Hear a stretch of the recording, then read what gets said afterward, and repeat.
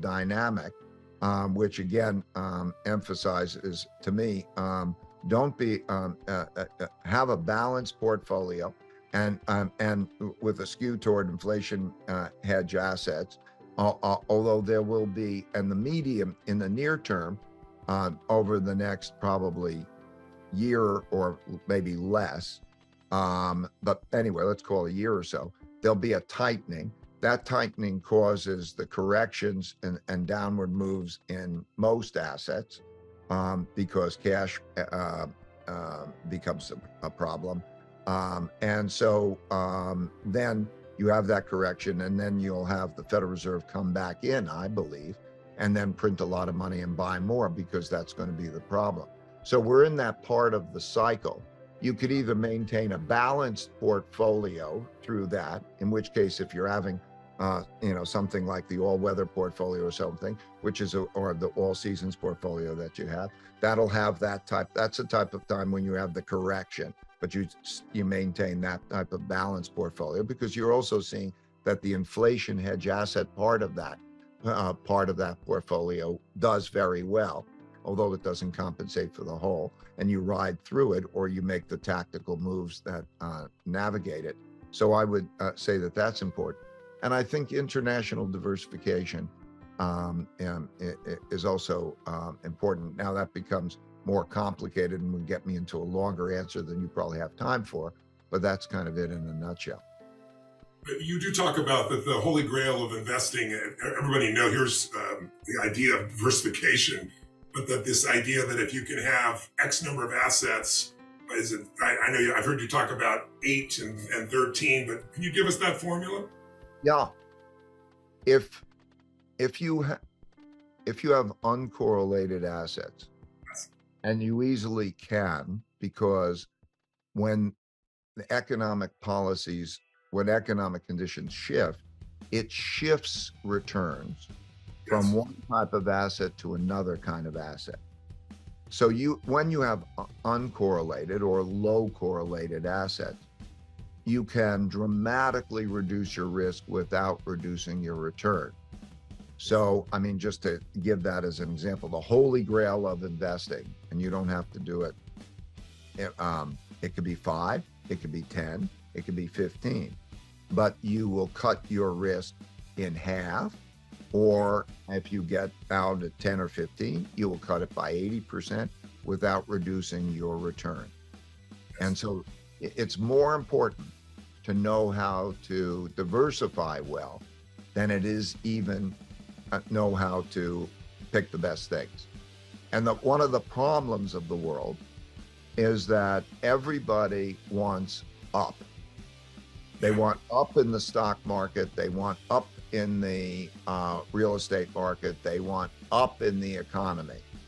And and central banks can produce up, okay, by giving it this shot of money and credit. They can always produce that up, but that up over a period of time has a consequence. And that consequence is that there's a lot of debt, and that has to be paid back. That will be paid back in depreciated money. So you don't want to be in that position of like, if your portfolio is going down a lot in this, that's not good. To give you an idea, if you lose half your money, it takes 100% return to get back. You lose 50%, you need 100% to get back. There are people who are in some of these tech funds and they're down 70%. This can't be part of the game plan. Okay, that's not part of the game plan. So the issue of being able to reduce risk through diversification, which doesn't reduce return, and in my view, never put yourself in a position that you could lose more than 25%, in like your worst case situation. 25% in a game plan, can be acceptable. But if you go into that, and if you look at any single asset in buying power, there's no single asset in buying power that hasn't lost 75 or 80%. So you need diversification. in your lifetime. It wasn't the principles you shared before, because people tend to focus. They grew up and their parents fixed homes and they got into real estate, and so real estate's worked for decades, and all of a sudden it doesn't. Or they got into stocks and they, at 12 years old, they're pulled in. They don't have your sophistication, and they go up and up and up until they don't, and they lose 50 or 75%. And that's the piece I like people to know. For those watching, by the way, when you talk about a balanced portfolio, Ray designed one, which is in Money Master the Game for you if you want to see what that is structured like as well. The last two questions. Tell me, so China is rising. China is obviously a much larger population, 4 times the size of our population. They certainly are building a war machine. But is their dominance, they've been a dominant country worldwide in over centuries, many, many, many centuries. Is theirs based on size and so forth and their technology? I mean, they grew using capitalism, clearly. I mean, that's what made them grow, even though they're a communist country. Are they guaranteed to be the final winner in this race? Because also, you see they spend more money on internal security than they do external security, even though they're spending more than we are on the war machine, more to control their own population. You see what's happened in Shanghai with 25 million people locked down for 5 or 6 weeks. They're separated from their kids. Their animals being killed.